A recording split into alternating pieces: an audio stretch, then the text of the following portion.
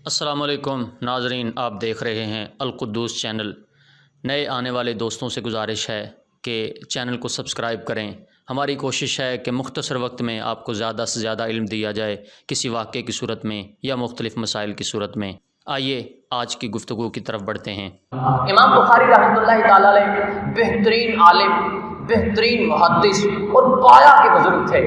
بہت بلند مرتبہ، بلند ترین ہستی اور شخصیت کے مالک تھے۔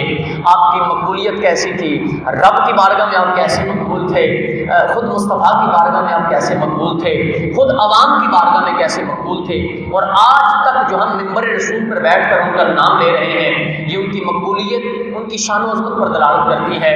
تو کچھ باتیں آپ نے پچھلے جمعہ سماعت فرمائیں، لیکن آج میں کچھ ایک دو باتیں امام بخاری کی ذات کے حوالے سے اور بیان کر کے تو میں بخاری شریف پر گفتگو کرنے کی کوشش کروں گا۔ امام بخاری جیسے کوئی بھی پرسنالٹی ہے، کوئی بھی شخصیت ہے، کوئی بھی ہستی ہے، کوئی بھی ذات ہے، اس کی ذات کے مختلف اینگلز ہوتے ہیں، مختلف زاویے ہوتے ہیں۔ عبادت اور ریاضت ایک الگ زاویہ ہے، اس کے اخلاق و اعتبار ایک الگ زاویہ ہے، اس کا جناب جو ذہن ہے، حافظہ ہے، اس کی علمی بساط ہے، یہ الگ ایک زاویہ ہے۔ تو یوں الگ الگ زاویے اور الگ الگ جہتیں ہوتی ہیں۔ امام بخاری ایک اچھے اخلاق کے مالک تھے، بہترین عادات کے مالک تھے، مخلوق خدا کے ساتھ ان کا برتاؤ بہت اچھا تھا۔ ہمارے معاشرے کا یہ رول ہے، ہمارے معاشرے کا یہ انداز ہے، ہمارے معاشرے کا یہ طریقہ کار ہے، وہ 4 سیڑھیاں اگر اوپر چڑھتا ہے اس کا رنگ بدل جاتا ہے، اس کی نگاہیں تبدیل ہو جاتی ہیں، اس کے ذہن کی سوچ تبدیل ہو جاتی ہے۔ کسی چھوٹے بندے سے بات کرنا اپنی حق کی عزت سمجھتا ہے، اس سے سلام لینا، اس کے ساتھ بیٹھنا، اس کے ساتھ ہم کلام ہونا، اس کے ساتھ گفت و شنید کرنا، اس کے ساتھ مجلس کرنا، اس کے ساتھ بیٹھک کرنا، اس کے ساتھ تھوڑا سا اس کے لیے یہ بہت مشکل ہوتا ہے۔ لیکن امام بخاری کے اخلاق بہت بلند تھے، آپ کی عادات و اطوار بہت جو نا وہ پایا درجے کی تھیں۔ چنانچہ میں ایک دو باتیں آپ کی بیان کرنا چاہوں گا۔ حضرت امام بخاری علیہ رحمۃ کے بارے میں فرماتے ہیں کہ آپ گھر میں بیٹھے ایک بار لکھ رہے تھے، کچھ تصنیف کر رہے تھے، کچھ پڑھ رہے تھے، اور پڑھنے کے ساتھ ساتھ لکھ بھی رہے تھے۔ اور جیسے پہلے کے دور میں اب تو موجودہ دور تو ہے نہیں کہ آپ بول کے بھی ٹائپنگ کر سکتے ہیں، آپ لکھ کے بھی جناب منٹوں سیکنڈوں میں گھنٹوں کا کام کر سکتے ہیں، ایسا تو سسٹم تھا نہیں۔ قلم ہوتا تھا، دوات ہوتی تھی، اور سیاہی میں لگا لگا کے اسے لکھنا ہوتا تھا۔ امام بخاری علیہ رحمہ، اور آپ یہ بھی جانتے ہیں کہ مختلف ادوار میں سیاہی بنانے کے طریقہ کار بھی تبدیل ہوتے آئے۔ کہیں خشک سیاہی ہے، اسے پانی میں ڈال کے حل کرنا ہے، تو کہیں بنی بنائی سیاہی مل جاتی تھی۔ یہ بھی ایک ظاہر سی بات ہے، کام ہے جو ٹائم کی اور وقت کی قدر کرنے والا ہے، اس کے لیے یہ کام بھی بڑا مشکل سا ہے کہ یار میرا ٹائم شاہی بنانے میں خرچ ہوتا رہے۔ امام بخاری بیٹھے ہیں اور لکھ رہے ہیں، دوات قریب رکھی ہوئی تھی، جو آپ کی نوکرانی تھی، ملازمہ تھی، لونڈی تھی، کنیز تھی۔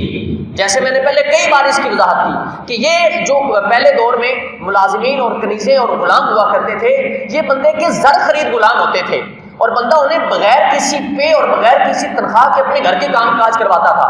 اور اگر کوئی اس بندے کو آزاد کر دیتا تھا تو یوں سمجھ لیں کہ ایک مفت کا نوکر جو بندے کے پاس ہے اسے آزاد کرنا یہ بہت بڑی بات ہوتی تھی، اور اس سے خدا بھی راضی ہوتا ہے، خدا کا محبوب بھی راضی ہوتا ہے۔ امام بخاری کے اخلاق دیکھیں، ان کی جو اخلاق حسنہ اور سوچ اور عادات و اطوار دیکھیں۔ آپ بیٹھے لکھ رہے ہیں، لگایا قلم، لکھنا شروع کر دیا۔ آپ کی ملازمہ جو تھی، جو نوکرانی لونڈی تھی، وہ گزرنے لگی، اس کا پاؤں لگا اور سیاہی جناب وہ نیچے گر گئی، وہ دوات ساری خالی ہو گئی۔ جب دوات خالی ہو گئی تو امام بخاری نے دیکھا تو کہا تھوڑا سا دیکھ کے چلا کرو۔ امام بخاری نے یہ جملہ کہا، آگے سے اس نے جواب دیا، رستہ نہ ہو تو کہاں سے چلوں، کیسے قدم رکھوں، رستہ ہی نہیں تھا، میں کیا کروں۔ اچھا، اب اگر جیسے ہوتا نا کہ اپر لیول بندہ کو 4 بندے جس کو جاننے لگ پڑے تو وہ تو شاید جلادوں کو بلائیں گے اور جناب کسی کال کوٹری میں ڈلوا دیں گے۔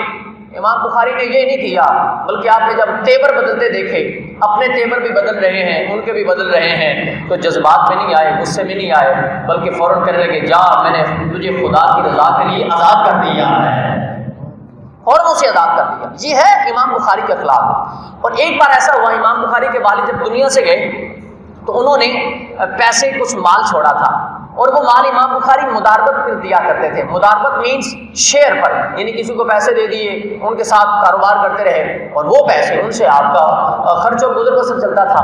تو ایسا ہوا کہ ایک بار کسی سے آپ کا سودا طے ہونے لگا، بیع و شراء ہونے لگی، کوئی معاملہ ایسا ہونے لگا کہ کوئی چیز آپ نے بیچنی تھی، ایک گروہ آیا شام کو آ کر ملا اور اس نے کہا کہ جی آپ ہم سے کچھ طے کر لیں، عقد طے کر لیں، آپ کتنے کا بیچیں گے، ہم کتنے کا خریدیں گے۔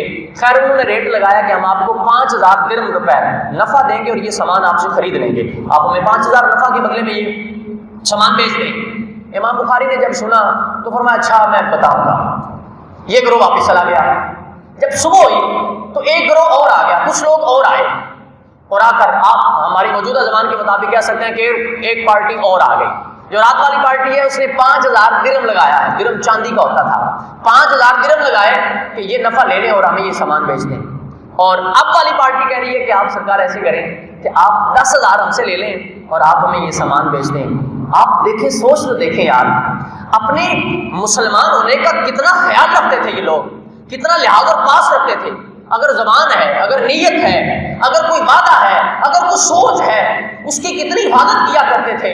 آج ہمارے دور میں جیسے جیسے ٹائم بدلتا ہے ویسے ویسے بندے بھی بدل جاتے ہیں، ویسے ویسے لوگ بھی بدل جاتے ہیں۔ امام بخاری سے جب انہوں نے آفر کی کہ ہم آپ کو 10,000 درہم دیتے ہیں اور یہ سامان آپ سے خرید لیتے ہیں، آپ نے سنا تو فرمانے لگے میں آپ لوگوں کو نہیں بیچوں گا۔ کہا حضور ہم آپ کو 5,000 اضافی دے رہے ہیں، 5 تو رات والے بندے کہہ گئے تھے، ہم آپ کو 10,000 روپے دے رہے ہیں۔ اور ان سے امام بخاری نے کوئی عہد و پیمان نہیں کیا تھا، کوئی پرومس نہیں کیا تھا، کوئی بیع و شراء ہو نہ گئی تھی، سودا ان سے طے نہ ہوا تھا۔ لیکن امام بخاری نے جواب دیا نہیں، وہ بھلے رات 5,000 دے کے گئے، لگا کے گئے ہیں، لیکن اصل ماجرا یہ ہے میں نے رات ہی نیت کر لی تھی میں انہیں ہی یہ سامان دے دوں گا۔ اب جب میں نے نیت کر لی ہے تو صرف چند پیسوں کی وجہ سے میں اپنی نیت کیوں تبدیل کروں، میں انہیں ہی دے دوں گا۔ اس میں مسلمان کا، لوگوں کا فائدہ بھی ہے، لہذا میں اس کا لحاظ و پاس رکھنا چاہیے۔ یہ امام بخاری کے اخلاق و اطوار اور آپ کی عادات تھی، بہت اچھے اخلاق کے مالک تھے۔ جہاں تک بات ہے بخاری شریف کی تو آئیے میں بخاری شریف کا کچھ تعارف آپ کے سامنے بیان کر کے میں بخاری شریف کی 2-3 حدیثیں آپ کے سامنے بیان کرتا ہوں۔ آپ کو پتہ چلے گا، جیسے میں نے پچھلے جمعہ بھی کہا کہ پتہ تو چلے لوگوں کو کہ بخاری میں ہے کیا۔ جو بہت ساری باتیں بیان کی جاتی ہیں اور امام بخاری کا نام لیا جاتا ہے، یہ نام لینا کیسا اور خود بخاری تک قدم بڑھا کے بخاری تک پہنچنا اور دعویٰ کرنا بخاری پڑھنے کا، یہ دعویٰ کیسا ہے، یہ بات کیسی ہے۔ اور خواہ مخواہ بخاری شریف کا مس یوز کرنا، بخاری شریف کا غلط استعمال کرنا، یہ کس حد تک درست ہے، آپ توجہ سے سماعت فرمائیں گے۔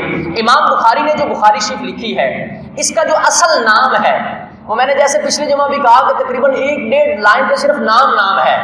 یہ جو بخاری اٹھا کر سر پہ رکھ کے سر پر دوڑنے والے ہیں، ہو سکتا ہے بخاری کا پورا نام بھی نہ آتا ہو، ہم خدا کے عاجز بندے ہیں، اسی کی مہربانیوں سے جو بھی خوبیاں ہیں، اپنا ذاتی کوئی کمال نہیں۔ لیکن دوستو، یہ بخاری کی رٹ لگانے والے، بخاری کا دعویٰ کرنے والے، بخاری پڑھنے والے 4 حدیثیں کیوں پڑھتے ہیں، باقی 4 کیوں نہیں پڑھتے؟ اور بخاری شریف میں کے اندر ساری حدیثیں نہیں۔ امام بخاری فرماتے ہیں میں نے بخاری میں 6 لاکھ حدیثوں میں سے کچھ حدیثیں بخاری میں لکھی ہیں، 6 لاکھ حدیثوں میں سے۔ اور بخاری میں علامہ حافظ بن صلاح کی رائے کے مطابق بخاری میں جو کل حدیثیں ہیں وہ تقریباً 7,200 کچھ ہیں۔ اور جو بعض حدیثیں ایسی امام بخاری نے بیان کی ہیں جو بار بار اس باب میں بھی ہیں، تو اگلے باب میں بھی ہیں، تو اگلے باب میں بھی ہیں۔ تو اب ان کو اگر یعنی جو مکرر حدیث ہے، جو ریپیٹ ہیں، ان کو اگر نکالا جائے تو تقریباً 4,000 بخاری شریف میں حدیثیں بنتی ہیں۔ اگر صرف بخاری ہی سارا کچھ ہے، بخاری کے علاوہ لوگ دوسری اگر بات نہیں کریں گے تو مصطفیٰ کا دین کیا صرف سارا بخاری میں جمع ہے؟ خود امام بخاری کے استادوں کی بھی تو کتابیں ہیں، خود امام بخاری کے مشائخ کی بھی تو کتابیں ہیں۔ یاد رکھنا ایک بات، مسلمانوں، اے حضور سے محبت کرنے والوں، بخاری بہت بلند کتاب ہے، اس سے انکار نہیں، رتبے والی کتاب ہے، صحیح ترین کتاب ہے، عظمت و شان والی کتاب ہے۔ سارا آنکھوں پر امام بخاری بھی ہیں اور بخاری بھی ہیں، لیکن یاد رکھنا قرآن پاک کے بعد، رب کے فرمان کے بعد، مصطفیٰ کریم علیہ السلام کے فرمان کے بعد بخاری کا درجہ نہیں ہے، بلکہ اللہ اور اس کے رسول کے فرمان کے بعد یا رب کے فرمان کے بعد اصل درجہ بخاری کا نہیں ہے، بلکہ اصل درجہ مصطفیٰ کی حدیث کا ہے۔ وہ بخاری میں ہے، فقہاء نے کلام کیا، محدثین نے کلام کیا، اور یہ کلام کرنے والا کوئی عام بندہ نہیں، ایسا نہیں بازار میں سودا بیچنے والا وہ کلام کر سکے گا اور وہ کہہ سکے گا میں بخاری سے حدیثیں نکال سکتا ہوں۔ میں نے آپ کو پچھلے جمعہ شاید کہا ہو، آپ کو یاد ہو کہ بخاری میں بعض ایسی حدیثیں بھی ہیں جو ہم ان پر عمل کر ہی نہیں سکتے، لیکن اگر ڈائریکٹ بخاری پر جانے والا بات کرے گا تو بخاری پر تو حدیثیں ایسی ہیں جو عمل نہیں کر سکتی، تو بنے گا کیا؟ جو بخاری شریف کا اصل نام ہے، میں وہ نام آپ کے سامنے بیان کرتا ہوں، یہ نام کتنا بڑا ہے۔ بخاری کا نام ہے الجامع المسند الصحیح المختصر من رسول اللہ صلی اللہ علیہ وسلم، من امور رسول اللہ صلی اللہ علیہ وسلم وسننہ و ایامہ، یہ ہے بخاری کا پورا نام۔ اور بخاری شریف جو ہے، اس کے بارے میں علماء نے لکھا کہ امام بخاری نے یہ مسجد الحرام میں، یعنی مسجد حرام میں امام بخاری نے تقریباً 16 سال کے عرصے میں یہ بخاری شریف لکھی ہے۔ اور ہر حدیث لکھنے سے پہلے امام بخاری آب زمزم سے غسل کرتے، غسل کرنے کے بعد استخارہ کرتے، استخارہ کرنے کے بعد حدیث بخاری میں درج کرتے تھے۔ اور یہ ذہن میں رکھیں، بسا اوقات ہوتا ہے نا، یہ بخاری میں فلاں حدیث آئی ہے، رفع یدین کی حدیث آئی ہے، فلانی حدیث آئی ہے، تو وہ حدیث اپنی جگہ پہ ہے۔ میں آپ کو سادہ سی مثال دوں، ایک قول کے مطابق امام بخاری امام شافعی کے مقلد تھے، تو جب جو بندہ ہے امام شافعی کا مقلد، امام بخاری ہے امام شافعی کے مقلد، تو جب یہ ہیں مقلد تو امام شافعی والی حدیثیں لائیں گے۔ اور مثال کے طور پر جائز فرنچائز ہو تو زون کا مسئلہ تو وہاں سے حل نہیں ہوگا نا، ٹرینار کا تو وہاں سے حل نہیں ہوگا، وہاں سے تو جائز اور ٹرینار کا ہی، اگر جائز کی فرنچائز ہے تو جائز کا مسئلہ حل ہوگا۔ اب گٹھ جوڑ کر لیا بھاری دل ہے تو دونوں کا ہو سکتا ہے، ایک الگ بات ہے، لیکن اگر جائز کی ہوگی تو ٹرینار والا مسئلہ حل نہیں ہو سکتا۔ تو امام بخاری جب ہے امام شافعی کے مقلد، ایک قول کے مطابق جب ہے امام شافعی کے مقلد، تو پھر ایسی صورت میں امام شافعی کی حدیث انہوں نے لانی ہے۔ جبکہ ایک قول یہ ہے، امام بخاری خود مجتہد تھے، یعنی اتنے بلند عالم دین تھے، اتنے بلند محدث اور بزرگ تھے کہ یہ حدیث پاک سے مسائل خود نکال سکتے تھے، استنباط کر سکتے تھے، استخراج کر سکتے تھے۔ ہر بندہ انجینئر نہیں ہوتا، اور اگر کوئی صرف جناب کو 2-4 اوزار اٹھانے والا انجینئر کا دعویٰ کرے گا تو یہ حماقت و سفاہت ہے، بے وقوفی ہے۔ امام بخاری خود مجتہد تھے، تو وہ تو مجتہد تھے، وہ تو جیسی بھی حدیثیں جو انہوں نے صحیح ترین حدیثیں بیان کی ہیں، وہ جو بھی حدیثیں بیان کریں انہوں نے تو اپنی اجتہاد، اپنے استنباط، اپنی قوت علمی کے مطابق حدیثیں بیان کی ہیں۔ ہر بخاری پڑھنے والا اس کا رتبہ وہ نہیں ہے، اس کا وہ سٹیٹس نہیں ہے، اس کا وہ علمی معیار نہیں ہے کہ وہ بخاری شریف پڑھ سکے۔ اسے لازمی علماء سے مربوط رہنا ہوگا، لازمی شارحین کو دیکھنا ہوگا، اسے یہ پتہ کرنا ہوگا حضور نے یہ فرمان کیوں فرمایا، کس پس منظر میں فرمایا، ریزن کیا ہے، سبب کیا ہے، اس کے پیچھے لاجک کیا ہے۔